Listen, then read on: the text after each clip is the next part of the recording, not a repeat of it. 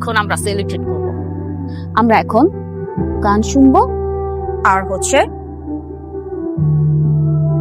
নাচবো। কারণ 14 ফেব্রুয়ারি আমরা বিয়ে করতেছি, সে খুশিতে এখন আমরা সেলিব্রেট করবো।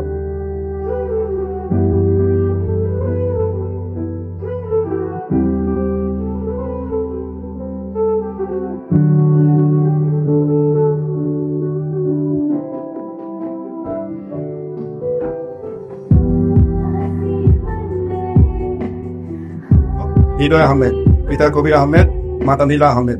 1001 টাকা আমি ধার্য করিয়া আপনি বিয়েতে রাজি? রাজি থাকলে বলুন কবুল। আলহামদুলিল্লাহ কবুল। আরেকবার বলেন। আলহামদুলিল্লাহ কবুল।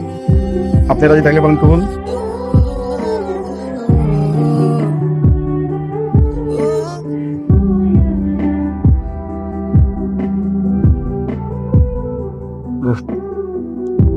কি অবস্থা বুঝছো, traffic and everything. Happy anniversary. Sorry. কারো কি মনটা আমার জন্য খারাপ? সরি। সরি কেন বলতেছো তুমি?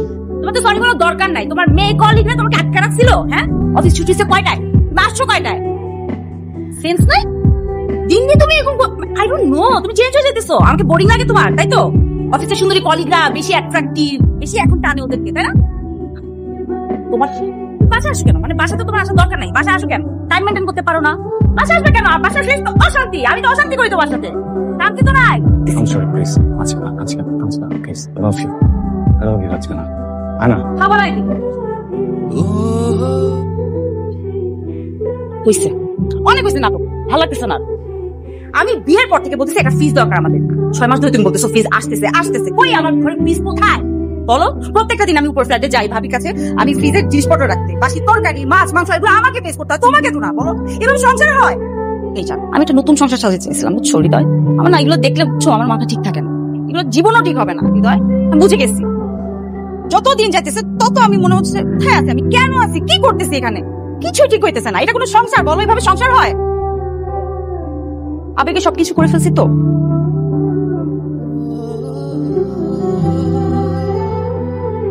আই প্রমিস সব ঠিক করে দেবো। আপনি কি আলাদা আলাদা ভাবে আমার সাথে কথা বলবেন নাকি একসাথে দুজন বলতে চাচ্ছেন? না কেন আলাদা আলাদা বলবো কেন স্যার? একসাথেই বলবো। বলো আমার কি কি সমস্যা, আমি তোমাকে কিভাবে প্যারা দিচ্ছি, কিভাবে তুমি যন্ত্রণায় আছো, কতটা কষ্টে আছো তুমি আমার জন্য। বলো আমার কি কি দোষ, বলো বলো। কিন্তু আমার এটা ভেবে ভালো লাগছে যে আমার হাজবেন্ড আমাকে পাগল মনে করছে এবং আমাকে না জানিয়ে উইদাউট মাই কনসেন্ট উনি কিন্তু আপনার কাছে নিয়ে আসছে। আমার প্রবলেম হচ্ছে আমি অনেক লজিক্যাল কথাবার্তা বলি, আর এটা আমার হাজবেন্ড নিতে পারতেছে না, সহ্য করতে পারতেছে না।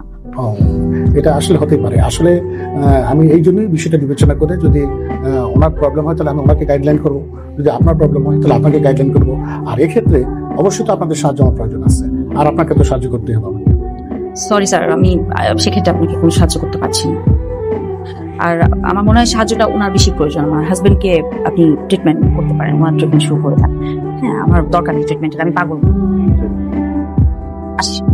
হ্যাঁ, জুম্মার নামাজ তো কখন শেষ হয়ে যায়, তুমি এখন আসো? মানে কি সমস্যা কি? আমি তো লাঞ্চ রেডি করে বসে আছি, এগুলো আবার আমার গরম করতে হবে। সরি, আমি স্যান্ডেল কই তোমার? জুতোটা কই? ওইটাই নামাজে ঢুকছি তো বের হয়ে দেখি স্যান্ডেল নাই, ওটাই খুঁজতে খুঁজতে একটু দেরি হয়ে গেল। মানে হারাই ফেলছো জুতা? হারাই নাই, চুরি হয়ে গেছে। আমি পছন্দ করে একটা ব্র্যান্ডের জুতা কিনে দিলাম, এটা হারাই ফেলছো? কত তুমি এত ইরেসপন্সিবল কেন? বলো, একটা জুতা সামলাইতে পারো না, তুমি কি সংসার সামলাবা? ওরা ডিলটা করবা তুমি, বুঝছো? তোমার মধ্যে তো ওই সেন্সটাই নাই। আমি বুঝি না, তোমার জুম্মার নামাজে কেন ওই জুতাটাই পরে যেতে হবে? স্যান্ডেল পরে যেতে পারলা না তুমি? হ্যাঁ, বাসা স্যান্ডেল পরে গেলে কি হতো?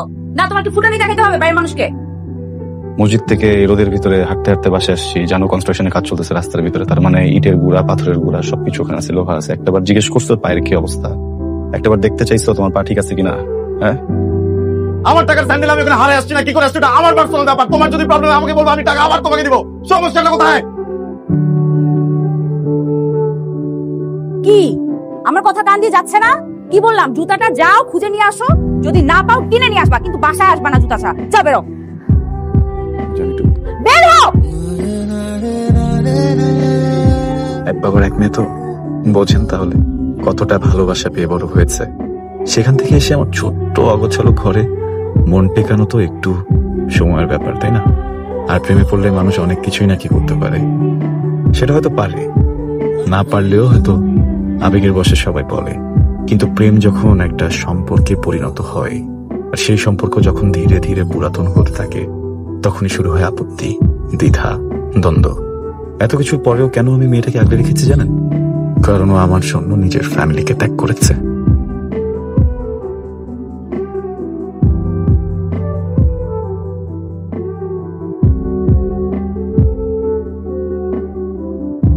হ্যালো, কিরে কেমন আছিস? ভালো নেই ভাইয়া। কেন, কি হয়েছে? হৃদয় কোনো ঝামেলা করছে? পোস্ট পাঠাবো, ওকে তুলে আনতে হবে? না ভাইয়া, ভাইয়া আসলে আমি একটা অন্য কারণে ফোন করেছি। আসলে আমি তো কখনো থানায় যাই নাই, তাই তোমাকে ফোন করলাম। তুমি কি ডিউটিতে ভাইয়া? না না, আজকে আমি ছুটিতে আছি। কি হয়েছে বলতো? আমি তো আছি। ডিউটিতে না থাকলে কি হয়েছে? ফোন আছে না, ফোনেই সব কাজ হয়ে যাবে। ভাইয়া, হৃদয় 2 দিন ধরে বাসায় ফিরতেছে না, ওর ফোনটা বন্ধ। আমি আসলে ওর সাথে খুব রাগারাগি করছিলাম, তারপর বাসা থেকে বের করে দিয়েছি রাগ করে। এরপর আর বাসা আসে নাই, এখন ফোনে পাচ্ছি না, কি করবো ভাইয়া? এটা কবের ঘটনা? বললাম তো 2 দিন ধরে, 2 দিন আগের ঘটনা। আচ্ছা 2 দিন হয়েছে, এটা কোনো কথা? তুই আমাকে এখন জানাচ্ছিস? আচ্ছা শোন, তুই টেনশন করিস না, হৃদয়ের নাম্বারটা তুই আমাকে পাঠা, আমি ওর লাস্ট লোকেশনটা ট্রেস করে দেখছি, আর আমি কিছু কোনো খবর পেলে তোকে জানাচ্ছি। হ্যাঁ, আমি নাম্বার এখনই টেক্সট করতেছি ভাইয়া। তাইলি নিজের কাজ করে। এই বেটা এদিকে তোরা বুঝা ভালো করে কইতাছি, তুই কোন তাইলি? লগে কি আছে বাইর কর।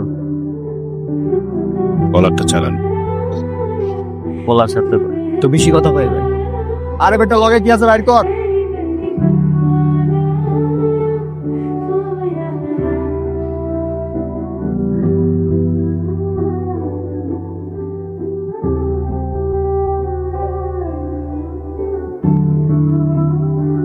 হ্যালো, জি হ্যাঁ, জি আমি আমি আমি আমি ওনার ওয়াইফ। হ্যাঁ, আমি এখন আসছি। জি জি জি। ভাবি ভাবি আমাকে যেতে হবে। ভাবি ভাবি ভাবি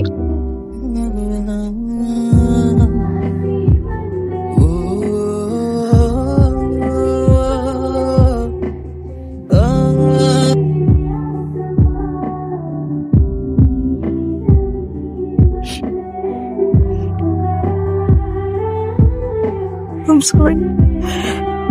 অনেক সরি। কখনো তোমার সাথে খারাপ ব্যবহার করবো না। কি হয়েছে এগুলো তোমার? আমি না তোমার কাছে থাকতে পারবো না, বুঝছো? 3 দিন আমি মনে হচ্ছে আমি তোমাদের মারা যাবো। খুবই চলে গেছিল তুমি, আমি একা থাকতে পারবো না। আমি তোমার সাথে অনেক বাজে ব্যবহার করছি, অনেক ক্র্যাঙ্কি থাকছি।